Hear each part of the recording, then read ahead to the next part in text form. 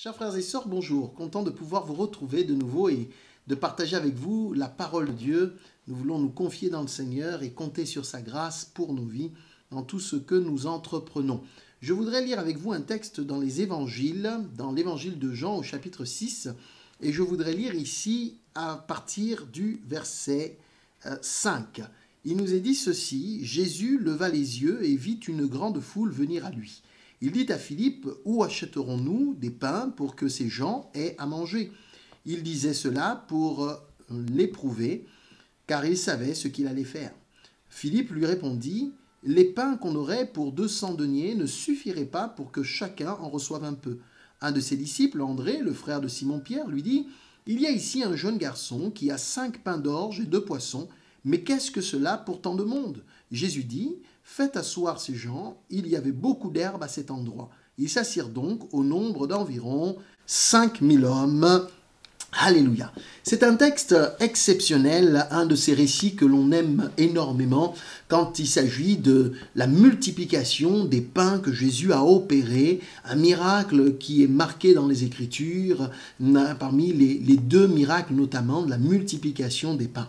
Et je trouve ce texte exceptionnel parce que le Seigneur tient compte non seulement des aspects spirituels, il a prêché, il a parlé de la bonne nouvelle à la foule, mais voici que cette foule est affamée. Et le Seigneur tient compte de ce besoin qui est là, il en fait part à son disciple Philippe, il lui partage ce qu'il a sur le cœur, c'est un cœur à cœur, le Seigneur lui fait part d'un besoin, le sollicite dans ce besoin, l'invite à réfléchir à une solution pour nourrir cette population. Philippe est bien embêté, le dilemme est grand, et il dit: mais même si nous avions un tout petit peu d'argent, cela ne suffirait pas pour nourrir toute cette foule.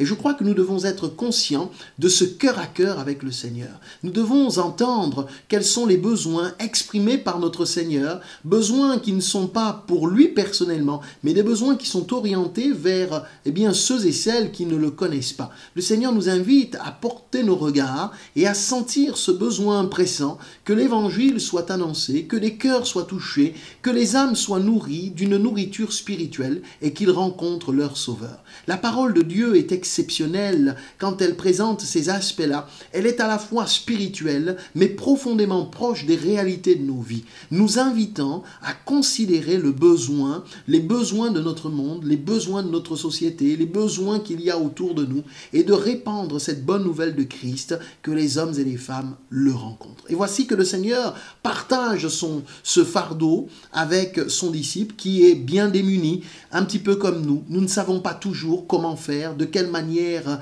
intervenir, agir. Seigneur, nous n'avons pas grand-chose, un petit peu comme cette veuve. Seigneur, que pouvons-nous faire? Et voici que André, le frère de Simon-Pierre, a entendu cette demande du Seigneur et il s'est mis à chercher. La Bible nous dit qu'il vient trouver le Seigneur. On lui dit: voici, il y a ici un jeune garçon. Si Philippe était hésitant et bien embêté par la question du Seigneur, André, lui, a cherché et il a trouvé ce jeune garçon avec ses 5 pains et ses quelques poissons. Mais il pose la question: qu'est-ce que cela, Seigneur? C'est si peu pour autant de besoins. Nous sommes parfois, nous aussi, un peu confrontés à cela, mais encore une fois, notre Seigneur prend le peu que nous avons et il est capable de le multiplier à profusion. Je crois que quand on est attentif au cœur de Dieu, quand on est dans ce cœur à cœur avec lui, quand on a cette communion avec le Seigneur, il livre à nos cœurs un certain nombre de fardeaux que si nous portons ces fardeaux avec la grâce qui est la sienne, il sait pourvoir et ouvrir des portes afin de nourrir, afin de bénir, afin de relever et d'encourager. Alors ne désespérons pas, bien au contraire, la tâche peut être immense parfois. On peut avoir une montagne immense à gravir, mais ayons cette confiance dans notre Sauveur.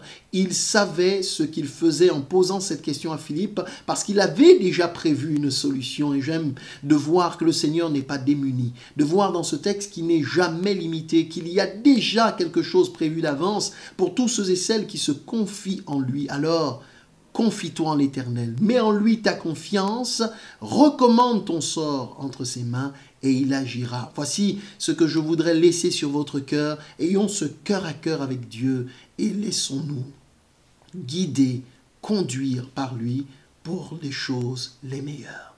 Soyez bénis.